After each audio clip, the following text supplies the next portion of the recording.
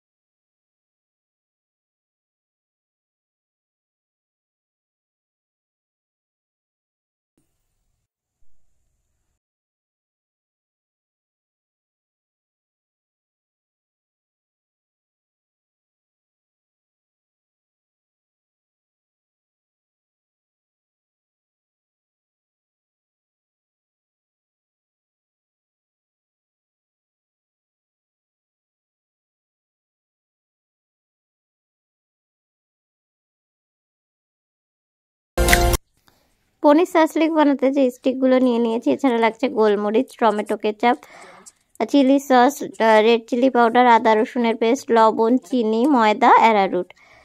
এবারে আমি একটা স্মুথ ব্যাটার বানিয়ে নেব। 4 চামচ ময়দা, 3 চামচ দিয়ে দিলাম অ্যারারুট, এবার দিয়ে দিচ্ছি একটু লবণ, দিয়ে দিচ্ছি প্রয়োজন মতন চিনি 1 চামচ, আর আদা রসুনের পেস্ট, একটু গোলমরিচ গুঁড়ো, আর দিয়ে দিচ্ছি 1/2 চামচ পরিমাণে লঙ্কার গুঁড়ো।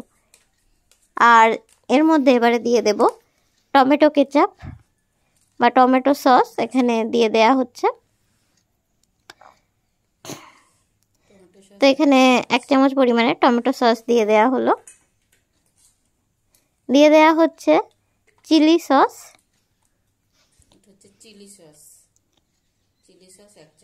চিলি সসটাও এখানে 1 চামচ পরিমাণে দিয়ে দেয়া হয়েছে। এবার সব কিছুকে খুব ভালো করে মিক্সড করে নেব। এরপরে অল্প অল্প অল্প করে জল দিয়ে ব্যাটারটাকে সুন্দর করে গুলে নিতে হবে।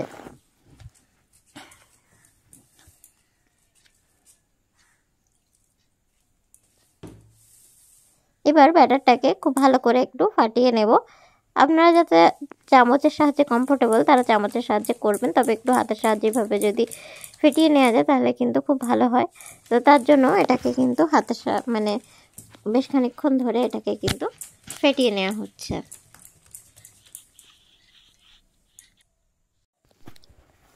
এটাকে বেশ কিছুক্ষণ ঢেকে রাখার পরে ফিরে এসেছি, আর এবারে এর মধ্যে দিয়ে দেব হাফ চামচ বা হাফ চামচের একটু বেশি পরিমাণে বেকিং পাউডার। বেকিং পাউডারটা দিয়েও কিন্তু খুব ভালো করে আবারও এটাকে ফেটিয়ে নিতে হবে। এখানে মোটামুটি হাফ চামচই ধরুন বেকিং পাউডার দিয়ে দিলাম। এটাকে দিয়েও সুন্দর করে ফেটিয়ে নিতে হবে। এই রেসিপিটার মূল যে জায়গাটাই ব্যাটারটাই কিন্তু মেন, যেটা দিকে আপনাদের টেস্টটা আসবে। তো এই ব্যাটারটাকে সুন্দর করে বানানোটা কিন্তু খুব ইম্পর্টেন্ট। তো দেখুন ব্যাটারটা কিন্তু বেশ সুন্দর হয়ে এসেছে, খুব পাতলাও না বা খুব ঘন না, থিকনেসটা কিন্তু ঠিক এরকম হবে। দেখে বুঝতেই পাচ্ছেন একদম পারফেক্ট ব্যাটার আমার একদম রেডি হয়ে গিয়েছে। তো এবার আস্তে আস্তে গ্যাসে চলে যাব। এটাকে ভাজতে গ্যাসে চলে যাব। এবারে আমাকে ব্যাটারের মধ্যে ডুবিয়ে এইগুলোকে ফ্রাই করে নিতে হবে। তার জন্য কড়াইতে বেশ খানিকটা তেল দিয়ে দেওয়া হয়েছে, আর আমি কয়েকটা একটু ফ্রাই করে তুলে নিয়েছি, আর কয়েকটা আপনাদেরকে দেখিয়ে দিচ্ছি যে কিভাবে এটাকে ফ্রাই করতে হবে। তো দেখুন ব্যাটারটা তো আমার এখানে রেডি করাই আছে, আর তেলটাও বেশ গরমই আছে, আমি যেহেতু কয়েকটা ভেজেই নিয়েছি। তো এই যে ব্যাটারের মধ্যে এবারে দিয়ে দেয়া হচ্ছে এই যে আপনার যেটা আমরা বানিয়ে নিয়েছিলাম স্টিকের মধ্যে পনির ক্যাপসিকাম পেঁয়াজটা দিয়ে যেটা আমরা বানিয়ে নিয়েছিলাম, এটাকে দিয়ে আমরা কিন্তু এবার কড়াইতে তেলের মধ্যে দিয়ে দিচ্ছি। আর এভাবেই বেশ কিছুক্ষণ ধরে উল্টে পাল্টে ভেজে নিলেই কিন্তু এটা কালারটা চলে আসবে, তখনই কিন্তু এটা আমরা নামিয়ে নেব।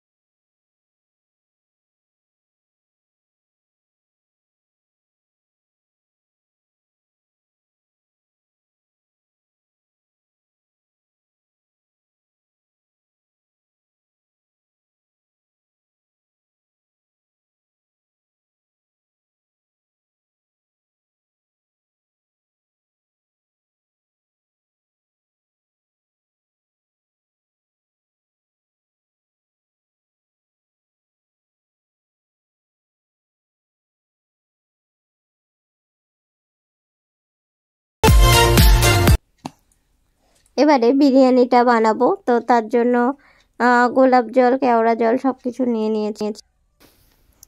দুধের মধ্যে ফুড কালার গোলা ছিল, তার মধ্যে গোলাপ জল কেওড়া জল মিঠা আতর সব কিছুকে গুলে নেব।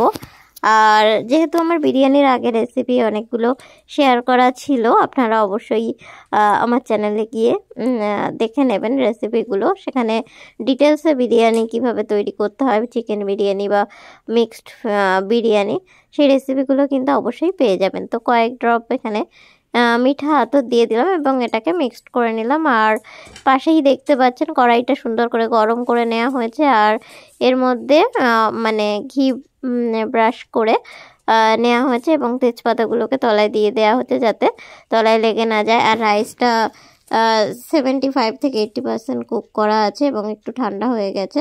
মানে একটা ছড়ানো পাত্রে দিয়ে মানে ফ্যানটা ঝরিয়ে নেওয়ার পর জলটা ঝরিয়ে নেওয়ার পরে এটাকে কিন্তু ঠান্ডা করে নেওয়া হয়েছে। চিকেনটাও কিন্তু একদম কুক করে নেওয়া হয়েছে এবং সেদ্ধ করে রাখা ডিম বা আলু যেটা সেদ্ধ করে নেওয়ার পর চিকেনের মধ্যে দিয়ে দেওয়া হয়েছিল।